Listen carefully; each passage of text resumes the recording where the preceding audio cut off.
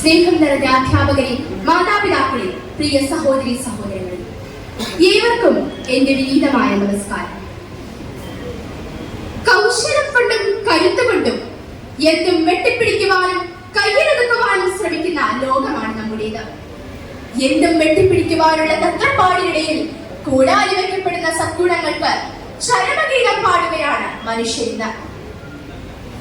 അർത്ഥവാദത്തിൽ നിന്ന് നക്ഷത്രങ്ങളെ പോലും കീഴടക്കുന്ന മനുഷ്യനിലേക്കുള്ള യാത്ര തികച്ചും പരിണാമം എന്ന പ്രക്രിയ മാത്രമല്ല, ഓരോ ഘട്ടത്തിലും പരിമിതികളോട് പോരാടി നിലനിന്ന മാനവ ഇച്ഛാശക്തിയുടെ കഥ കൂടിയാണ്.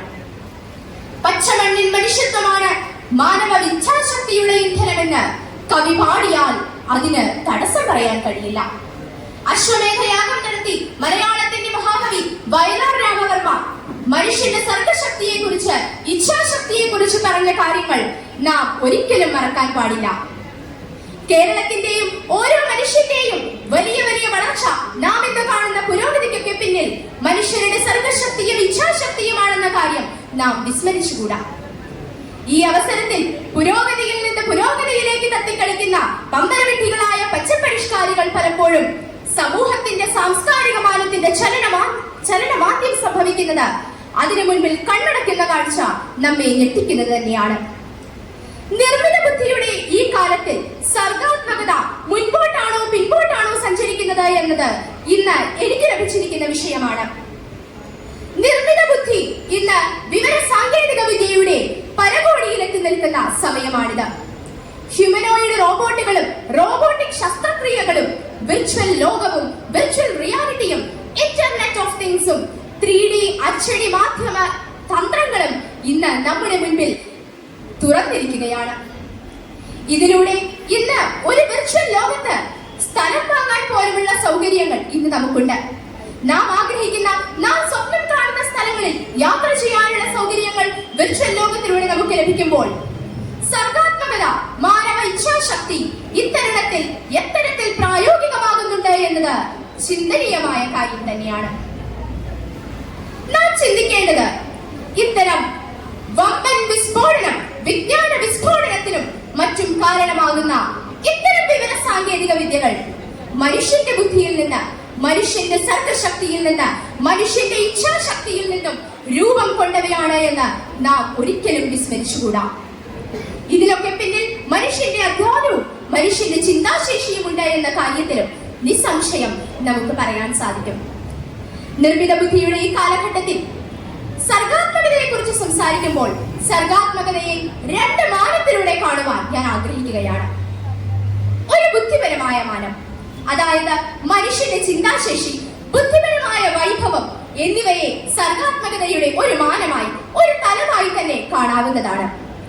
ഇത്തരുണത്തിൽ AI അല്ലെങ്കിൽ ആർട്ടിഫിഷ്യൽ ഇന്റലിജൻസ്, കൃത്രിമ ബുദ്ധി എന്നിവയ്ക്ക് മനുഷ്യന്റെ ചിന്താശേഷിയില്ലാതെ, ബുദ്ധി വൈഭവമില്ലാതെ നിലനിൽപ്പില്ല എന്ന് തന്നെ പറയാം. ഇന്ന് വ്യവസായിക മേഖലയിലും സേവന മേഖലയിലും കാർഷിക മേഖലയിലും എന്തിനേറെ പറയുന്നു, വൈദ്യശാസ്ത്ര രംഗത്തും കൃത്രിമ ബുദ്ധി വലിയ വലിയ കാൽവെപ്പുകളാണ് നടത്തിയിട്ടുള്ളത്. ഈ അവസ്ഥയിൽ സർഗാത്മകതയുടെ ശാസ്ത്രീയ മാനത്തെ അവലോകനം ചെയ്യുമ്പോൾ നിർമ്മിത ബുദ്ധിയുടെ ഈ കാലഘട്ടത്തിൽ ആ ശാസ്ത്രീയ മാനത്തിന് വലിയ വലിയ കുതിപ്പുകൾ തന്നെ ഉണ്ടാകുന്നുണ്ട് എന്ന് നിസ്സംശയം പ്രസ്താവിക്കാവുന്നതാണ്. എന്നാൽ സർഗശക്തിയുടെ സാംസ്കാരിക മാനം, അതായത് പ്രതികരണശേഷി, നമുക്ക് ചില ജീവിത നിപുണതകളുണ്ട്. ജീവിത നിപുണതകളെ കുറിച്ച് ഇന്ന് പലതരത്തിലും വിദ്യാഭ്യാസ തലങ്ങളിൽ വലിയ വലിയ ക്ലാസുകൾ നടക്കുന്നുണ്ട്. ഈ അവസരത്തിൽ വിദ്യാർത്ഥികളായ ഓരോരുത്തർക്കും ഇക്കാര്യങ്ങളെ കുറിച്ച് നല്ല രീതിയിലുള്ള അവബോധം ഉണ്ടാകുമെന്ന് ഞാൻ കരുതുന്നു. ജീവിത നിപുണതകൾ വളർത്തിയെടുക്കുന്നതും മനുഷ്യന്റെ സർഗശേഷിയെ വളർത്തിയെടുക്കുന്നതിൽ തുല്യ പ്രാധാന്യം വഹിക്കുന്ന കാര്യങ്ങളാണ്. ഇന്ന് ഗൂഗിൾ പോലെയുള്ള കമ്പനികൾ, ഗൂഗിൾ ബാർഡ് പോലെയുള്ള പ്രവർത്തന സജ്ജീകരണങ്ങൾ ഉപയോഗിച്ചുകൊണ്ട് നിർമ്മിത ബുദ്ധിയെ ഏറെ പ്രോത്സാഹിപ്പിക്കുന്ന അവസ്ഥയാണ് നാം കാണുന്നത്. എന്നാൽ ആപ്പിൾ പോലെയുള്ള കമ്പനികൾ ChatGPT പോലെയുള്ള സോഫ്റ്റ്വെയറുകളെ നിരോധിച്ചിരിക്കുന്ന കാഴ്ചയും നാം കാണുന്നുണ്ട്. ഇതിനാൽ തന്നെ ഇന്നത്തെ ലോകത്ത് ഏതൊരു കാര്യത്തിനും, ഏതൊരു നാണയത്തിനും രണ്ട് വശങ്ങളുള്ളത് പോലെ തന്നെ ഏതൊരു കാര്യത്തിനും രണ്ട് മാനങ്ങളുണ്ട് എന്ന് നാം മനസ്സിലാക്കേണ്ടതാണ്. എത്ര സതുദ്ദേശപരമായ കാര്യത്തിനും ഒരു ദുരുദ്ദേശം കണ്ടുപിടിക്കുന്ന വിളിക്കുന്ന ഒരു കാഴ്ച ഇന്ന് നാം കാണുന്നുണ്ട്. ലോകത്തിലെ വലിയ വലിയ രാജ്യങ്ങളുടെ ഭരണാധികാരികളെയും ഇന്ത്യൻ പ്രധാനമന്ത്രിയെയും ഒക്കെ കൃത്രിമ ബുദ്ധിയുടെ മായാവലയത്തിൽ പെടുത്തുന്നു എന്ന കാഴ്ച നാം കാണണം. ഇത്തരം കാര്യങ്ങൾ സംഭവിക്കുന്നത് കൊണ്ട് തന്നെ നയതന്ത്രപരമായ കാര്യങ്ങൾക്ക് വരെ ദോഷം സംഭവിക്കുന്ന, പലപ്പോഴും തെറ്റിദ്ധാരണകൾ മൂലം യുദ്ധങ്ങളും കലാപങ്ങളും കലഹങ്ങളും വഴി ഉണ്ടാകുന്ന സാഹചര്യവും നാം മറന്നുകൂടാ.